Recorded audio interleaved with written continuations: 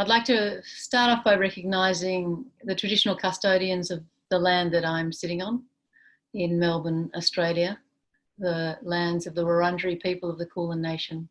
I'd like to recognise First Nations people across the world, and I want to honour your ancestors and elders, past and present, and thank you for looking after this planet for millennia. I'd like to start with a reflection on COVID-19. COVID-19 exposes the path laid by our greed and injustice, a path that carried a virus of globalisation in the suitcases of the most privileged to the shores of the exploited working class, to the crowded homes of poverty and the homeless so exposed, to the hearts of our elders, graves upon graves around the world. Trickle-down economics has delivered the largest gap in our history between the rich and the poor, and it has fed COVID-19. We have created the conditions for this pandemic. We have fed it through global injustice. The virus breeds in overcrowding, poverty and ill health, and is now collapsing the world economy. Perhaps for the first time, the most privileged, being impacted by the economic divide that we have created. Perhaps now we can see our lives connect and depend on each other. We are reminded that we are a whole society. If we had globalised economic, educational and human rights, rather than just globalising profiteering, we would not be here now. We have exploited labour, poverty and inequity for profit. We have removed workers' protections and standards to create economic growth, a casualised workforce to stimulate economies, privatised securities, nursing homes, prisons, lowering cost standards and safety to increase profit. Our public health and protection should never have been placed in the hands of profiteering. If we had held to account the global companies that manipulate sovereign countries, inflict cultural warfare to maximise return, leaving destitute the masses who may have, through the value of their natural and cultural resources, been protected today.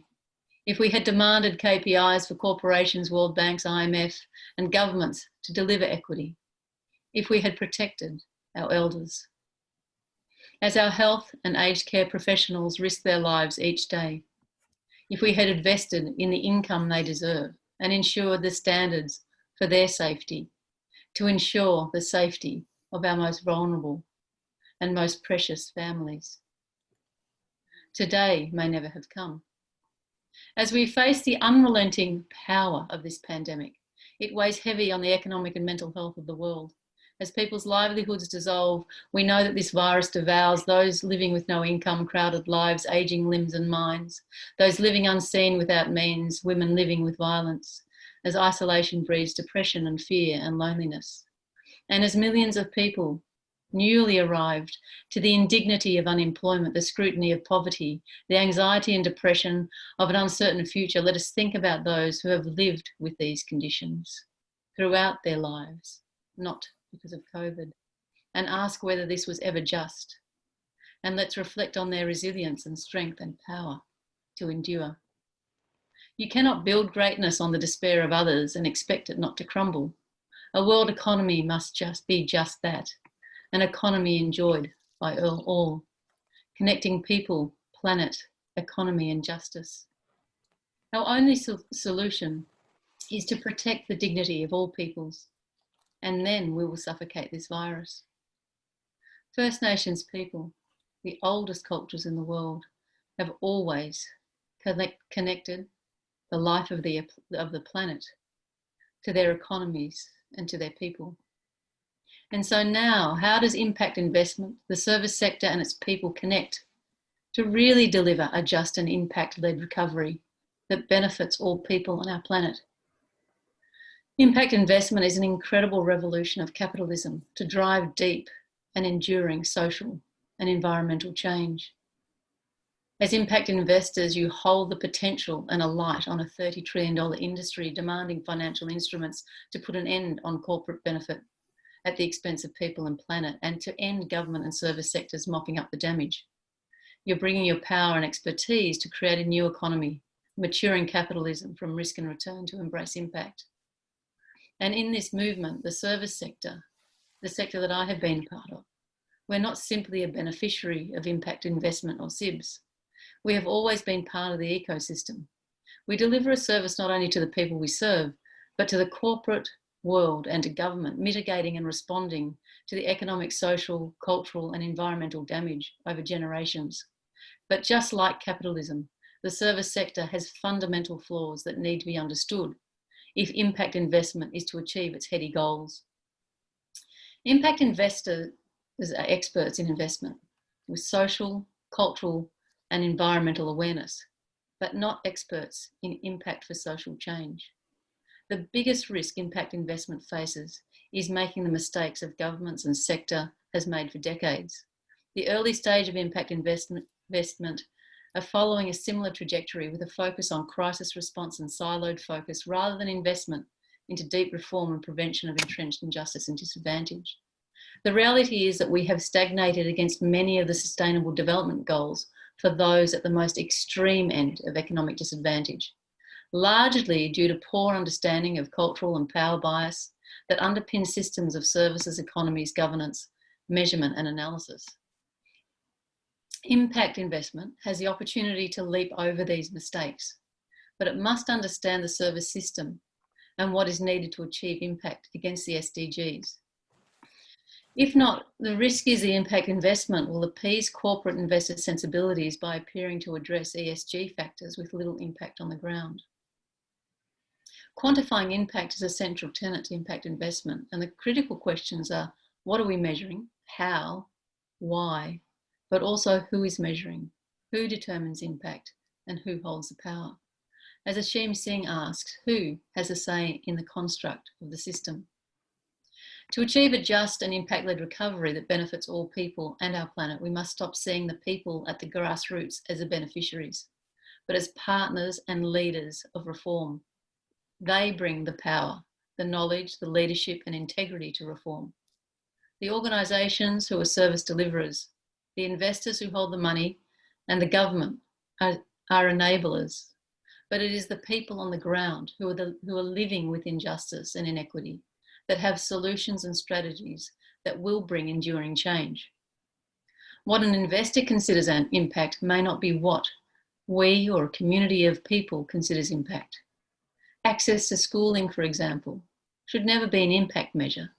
It may be a progress measure, but it is quality, engagement, and educational outcomes and systems in the context of the culture and identity and well-being of a child and the outcomes that drives that should be the impact outcome.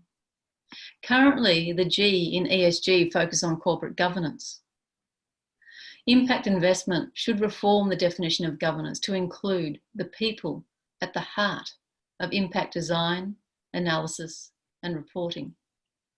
We must ask the questions, is the behaviour of the company or investor what is wanted and needed by the community, people, or environment?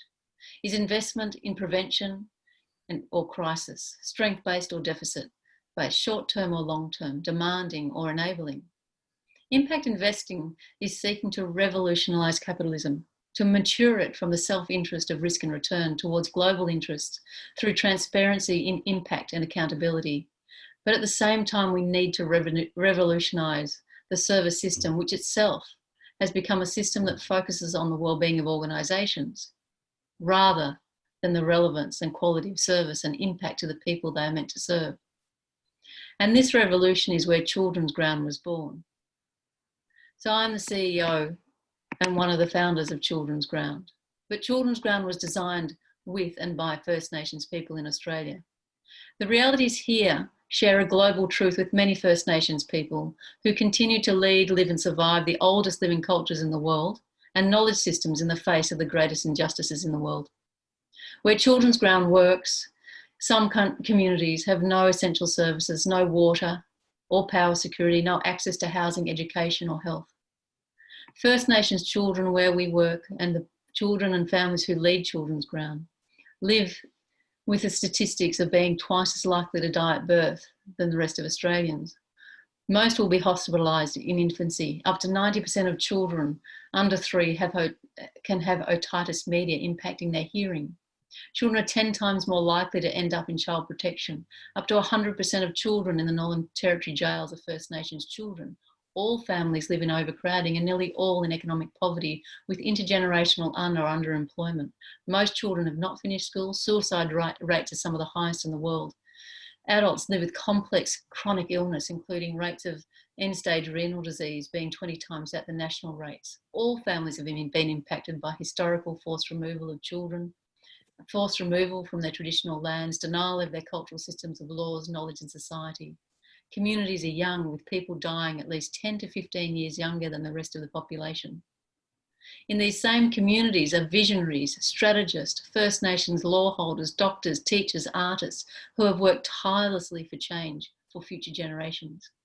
And now it is their voice that is designing and delivering change backed by innovative investors. Children's Ground is a movement for systems reform that has global relevance. We are modelling a leading practice and evidence to eradicate social, economic and cultural injustice. Our vision is a world where all children and families live with dignity and justice, free from economic poverty, and for First Nations families to realise their aspirations for their next generation of children and families, to have agency over their social, cultural, political and economic future. And in that we have 3 levels to our systems and theory of change: community change, systems change and societal change, which all combine. In the Children's Ground approach is 25 years. It's a 25-year approach that stands as a rare and comprehensive whole of community design to achieve transformative change, led by communities experiencing the most profound, entrenched intergenerational injustice, while holding the greatest resilience in the world, founded in deep systems of knowledge that our world is beginning to turn to as we seek to save our planet. The Children's Ground approach for systems change looks at the environment and enabling systems change in 5 key areas: through change in governance from top down to bottom up, through change in a service structure that is strength-based and integrated rather than crisis and siloed, with outputs, with an evidence base that moves away from simple outputs and numbers to impact through outcomes over the long term. A workforce that is local and talented rather than brought in and short term. Investment that moves away from short-term, piecemeal, crisis-driven funding to funding that is long-term, collective and at scale, bringing in all the bits for a collective, integrated system. We have 9 practice principles that are critical to this approach. In any given community where we work or who implement Children's Ground, we start early with the young ones, recognising that prevention is critical to long-term change and staying the course of a generation, integrating all of the bits in the way that First Nations systems of knowledge have always been integrated, ensuring that a critical mass of children are able to enjoy opportunity through the duration of their childhood, with quality services in learning and well-being, with education at the heart, but recognising that family health and well-being, economic development, community development, cultural and creative development sit around that learning journey for all. We are a part of the community. We're not a service to the community. We're not an outreach in. We become part of the community for the long term, for 25 years, combining innovation in the oldest knowledge systems to the newest digitized knowledge systems in the world. We do not look at deficit, but we assume ability, and we recognize the brilliance of every child and the talent that everybody in a community brings. And we have standards and expectations of the best. Thanks, Jane. We need to be moving on to Tom in a couple of minutes, so if you could wrap up, that would be great. Oh, okay. Thanks. Thank you. We're seeing changes in areas that have been intransigent in Australia, defying national trends, with new generations of children in early childhood learning, adults in employment, young people at risk, engaged and leading, and families walking alongside their children. We have learnt through the experience that we must reform how investment occurs and how delivery occurs. This is about local governance, service integration. To close, as impact investing has a vision for equity and justice, impact investors have the power to compel global change. It is the partner of revolution in capitalism and service systems impact that will deliver this vision through partnership governance with grassroots and elevating their voice and power and design impact indicators and analysis that would hold us all to account, to create the standards for impact, to achieve a just and impact-led recovery that benefits all people and our planet. Jane, thank you so much. That was an amazing tour of the challenges and the opportunity for impact investing and working with First Nations people.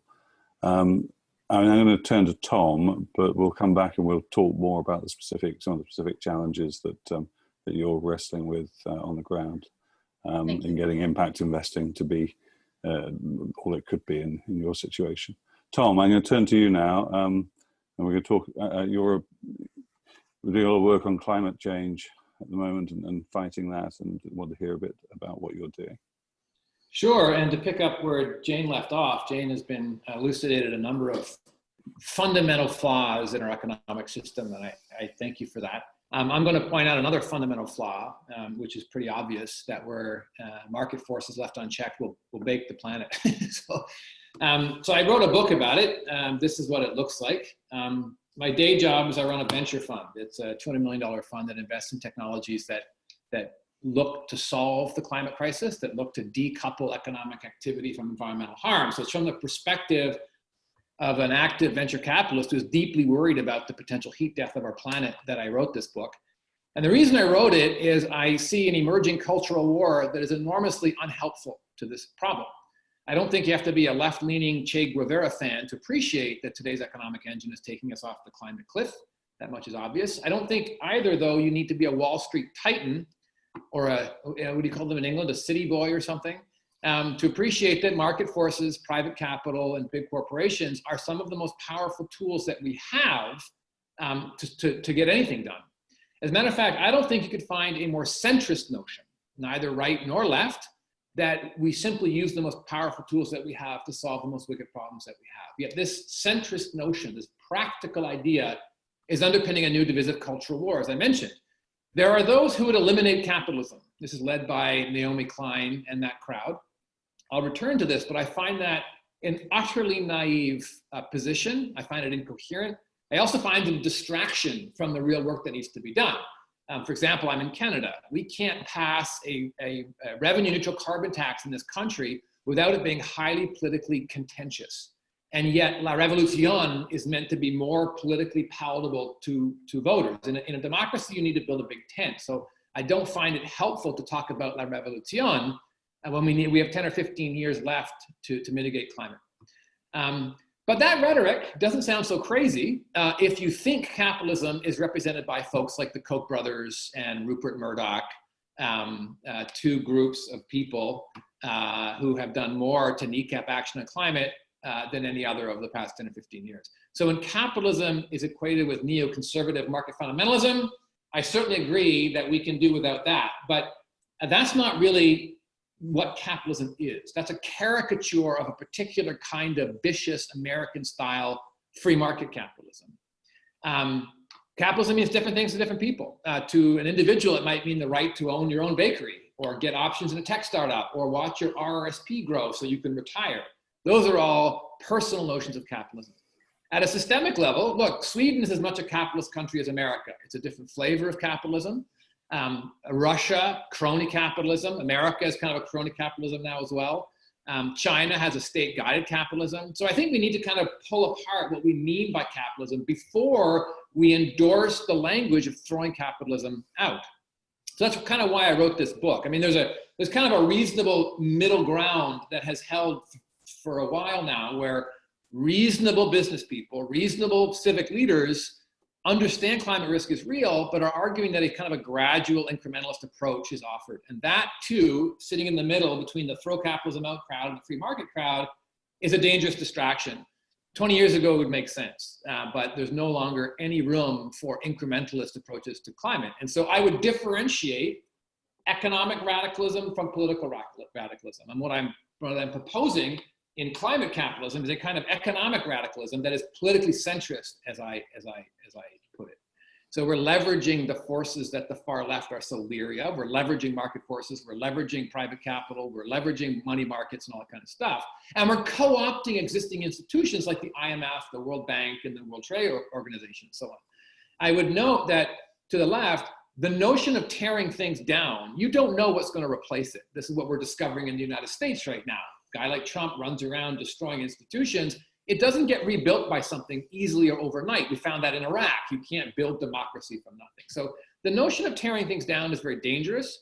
And so I think co-opting institutions that already exist is much more useful. And I would note to the business crowd that the next populist wave that comes along, when people are slightly fearful, we're finding out what happens south of the border here in North America, demagogues have room to breathe. The next populist will not be friendly to capitalism, Wall Street, Bay Street, or business people, because when bread is 10 bucks a loaf, people will be scared. And someone will take advantage of that fear. And so I would argue to the business crowd, you need to get on top of this problem. You need to stand up in public and acknowledge how severe it is and accept the idea that fundamental and deep structural changes in our economy are required to mitigate this risk. Because right now you're on the wrong side of history. So it's a kind of a warning to the business crowd as well as kind of a critic of the left. So again, I point out that capitalism means different things. And I think we need to be clear that it's not monolithic, right? It is shaped by and dependent upon local culture and politics. As I said on this view, Sweden is as much a capitalist country as the US or Canada.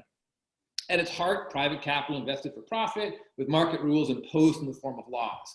And it's really that simple.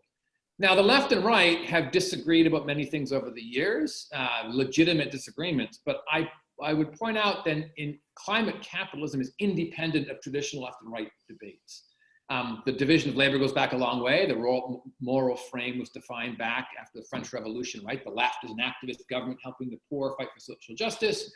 Critics saw utopian idealism, and the right is social stability and a preference for incremental change and personal responsibility. And critics see and no disguised defense of the privilege. And that debate has gone along for a long, long time.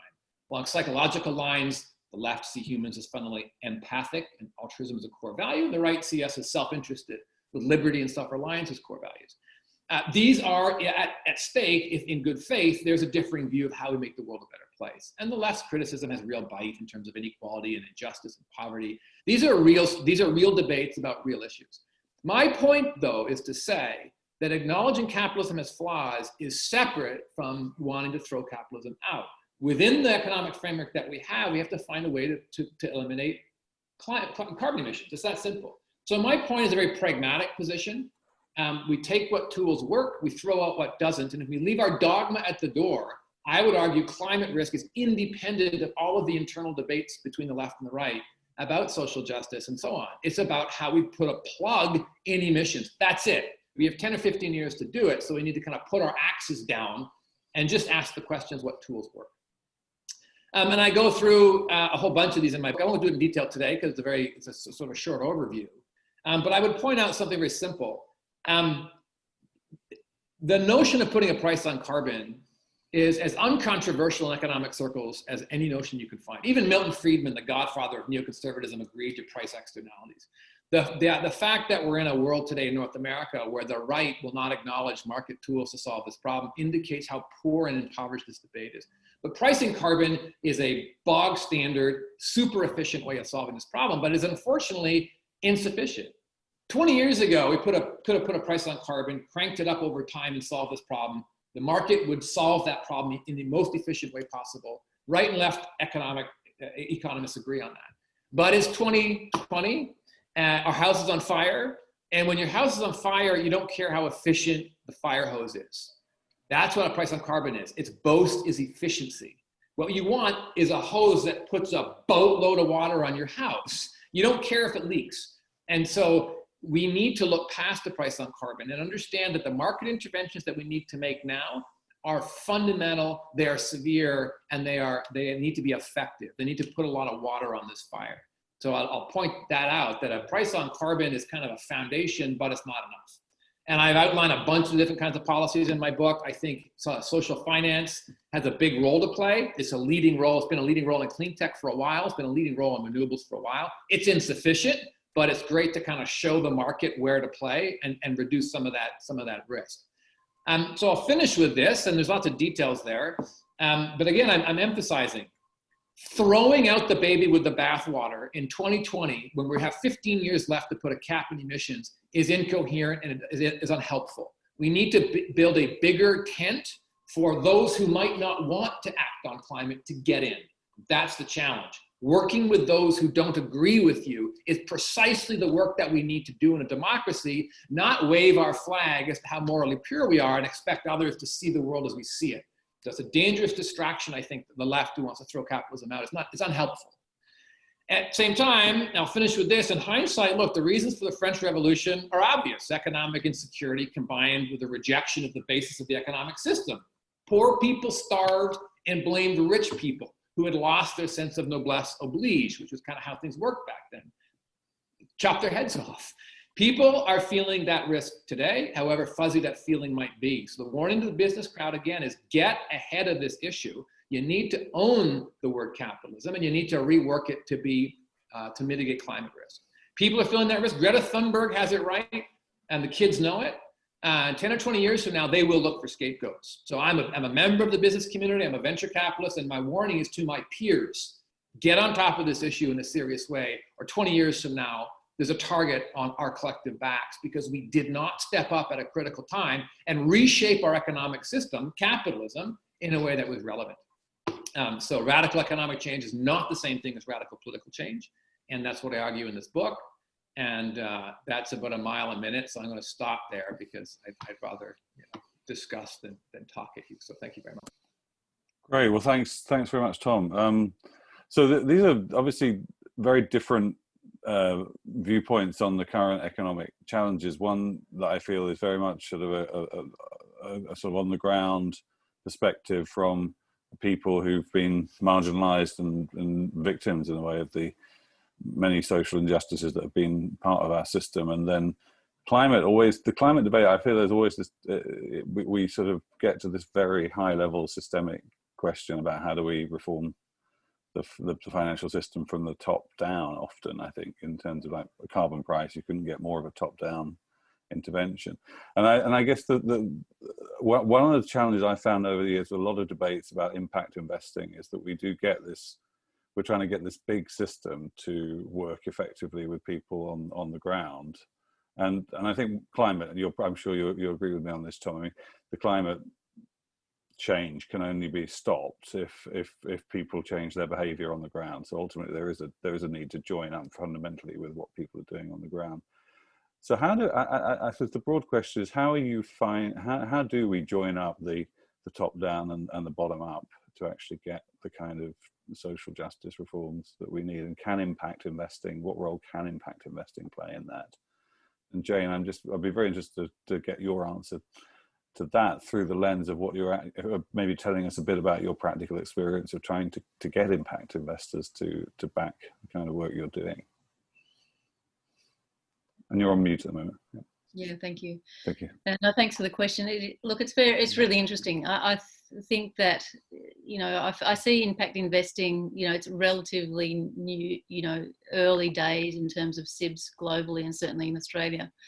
The focus is on those things that are measurable and often crisis driven. So, we often talk about a children's ground around the investment that comes so often from government and sector and even in philanthropy into the ambulance that's sitting at the bottom of the cliff, that we keep pouring money into fixing it, and that's a little bit the same around the environmental and climate issue, that until we look at prevention, until we invest heavily sometimes into the intangibles that will actually, create the conditions for prevention, then we're not actually going to see the change. But that requires investors that have vision and who understand the impact of prevention on the deepest social challenges that we face. So often people are wanting to see immediate, you know, some sort of immediate and tangible impact for investment in a short period of time. And that's just not going to happen in complex social, cultural and economic and environmental climates. And so I think it's around a sophistication of our investors to be able to talk to impact investors around, you know, what we do is collective investment. We say really clearly to our investors, you know, your money in and of itself can achieve so much, but collectively, to invest deeply into the long term, you are going to have greater impact on your investment over time through collective investment. And so we have a family. It's about relationships. It's about understanding. It's about having a relationship between the investors and those at the grassroots. And I think that's probably the same. I don't know, Tom, in terms of, you know, I think it's similar in terms of the climate movement, in that there's a disconnect between the sort of political and economic system and those on the ground. And I'm astounded in Australia that has so much solar renewable energy that we're not at the forefront of, you know, environmental reform globally. Yeah, that's a good point. I would agree broadly with that for sure. I would point to COVID as a good example of how the grassroots and the top down meet. If you think about our reaction to COVID, risk. And by systemic risk, I mean it changed everything overnight, right? The barrier between us and the micro world was pierced and everything changed, social behavior and everything.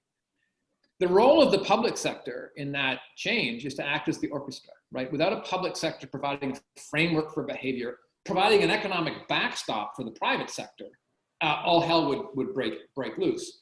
So I think people are more aware that nightmares come true. In the developed world, we've been in a bubble since the Second World War, largely pierced a little bit by some, you know, a few terrorists, but life is largely calm.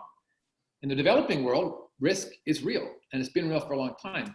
And I think the public in the developed world has woken up to the notion that systemic risks are real, nightmares can come true, and if you don't listen to experts, bad things happen. And that's climate all over again, right? Just happening more slowly. And there, the public sector, again, acts as the conductor to tie the top down and bottom up together. And I think there's an opportunity. The public is, I think, open to an economic reboot that has a lot more meaning in it, that we address things like climate risk. And I think the public sector is owed a debt. And by public sector, I mean all of us. We backstop the private sector in this economic downturn. We found trillions of dollars at the drop of a hat to deal with this because the public needs action on systemic risk. When they feel fear, doesn't matter if you're right or left, you want action. And as we reboot, I think the private sector, Wall Street, the city, Bay Street, investors, everybody, owes a debt of gratitude to the public sector. And that debt can be repaid, I think, if the public sector says, you need to be on board now. You need to act in good faith on this. And then again, the public sector is acting as the orchestra for the choir, where individual citizens are in a framework of activity and behavioral change that they endorse together with the private sector, who now needs to step up and write checks in the right way to solve this problem. So I think there's a real opportunity with COVID to tie these together. I think that's exactly right. And I think to recognize the relationship as a symbiotic one, not a top-down one. You know, we often characterize it as a top-down approach, wherein in fact, we can't survive without one another. And we in the public sector really provide a service to the economy and to the social and political and cultural and environmental ills of the world that have been brought to us through the downside of capitalism. And I mean, you know, you can debate capitalism as much as we want, but it is our economic structures, and there's a lot good in it and there's a lot bad in it. But one of the bad things is that there's this sense of power and control. Well, it's not a sense, it's a reality of power and control and political power and structures that aren't given voice to the people. And that is where your answers lie. There is brilliance in the economy in the social and cultural economies of the people. And that's where your answers are. And I think the Black Lives Matter movement has also stimulated this change and the belief in the populace and a remembrance in the populace that it's actually the people that will lead change. It is actually the people that will lead change in political sensibilities and priorities and corporate responsibilities. And whether it's the people through impact investment, you know, in these systems, or it is the people on the grounds that are walking the streets, that is actually what will compel change politically and economically, I think, for change. And Jane, I mean, to build on that, are you feeling that in terms of how the investment community is treating you and reacting to what you're doing and your requests for their support, that there has been a shift to become more empathetic and to understand that we are all in the same boat and that the symbiotic Look, forces certainly need to be taken seriously, or is it? Or do you think that's just more at the rhetorical level? No, I think that the investors and the partners that are part of Children's Ground are phenomenal, and we very much see it as a broad sort of system and family and structure. And I've been actually blown away with the, I mean, it's a real phrase, angel investors. This sort of venture social, social change capitalism is massive, and if it hadn't been for our philanthropic investors that led through belief of a system, a systems change approach that we had, and then have allowed us to put this into practice and start to build the evidence base. We're early days into our evidence base, but the evidence is coming through and it's clear. But we needed those angel investors that believed in social change at a deep structural level. This is not a system that's tinkering at the margins of the status quo. We have separated ourselves out from the mainstream, and we are creating and enabling a new system. And in that, we're creating an evidence base that we haven't had before. And that can only be achieved by investors and impact investors that understand that now we don't have a bond system, and we don't have that sort of impact investment system in play with Children's Ground. But to me, our investors are all impact investors for sure. Right. And Tom, similarly, I mean, do you feel that this COVID moment, is going to actually accelerate action on climate, because it will make people realize that when we talk about fragility in the system and the need to address these sort of fundamental long-term challenges, if we don't do that, it really can have material effects on everybody's lives? Or do you think, this is going to be a distraction to focus on other issues? Yeah, I sure hope so. I mean, it's kind of our last best opportunity to reboot. I mean, it's not we have 10, 15 years left to turn this boat around, and that's not going to happen with incrementalism. On that, Naomi Klein is absolutely right. There's no room for that. So is there a window? Yeah, I think the window's open. They call the Overton window in political science circles, that the windows of possibility of political action. I think this is the last best time for that window to open. And I think it's because we're humbled. Look, when COVID came along and all of a sudden our lives are upside down because of a little bug that came halfway around the world in a suitcase, as you pointed out, Jane, it's humbling. We are not in control anymore. Nature's in control. And for a long time, we have acted like we're the boss and nature's our servant. Ever since Sir Francis Bacon talked about opposable thumbs and rational mind, that's been our attitude. And there's reasons for that. We have planes and farms and air conditioning and so on. It's not an irrational thought, but it's untrue, right? Nature bats last, and nature carries the biggest stick. And that's what we're finding out with COVID. We're getting a hint of some humility that may serve us well as we think about our economic reboot. So I do think there's a psychological gap there around our relationship with nature, where we're humbled a little bit, and there's a political gap where we, the public, are owed a debt of gratitude by the private sector. And so I think there's a possibility of an economic reboot that does this right. I'm not, I literally hold my breath for this, but we'll see. I sure hope so. So we're unfortunately almost out of time. So what I want to do is ask each of you very specifically, what's the one thing in your work that over the next 12 months you really would like to see happen from this community of impact investors?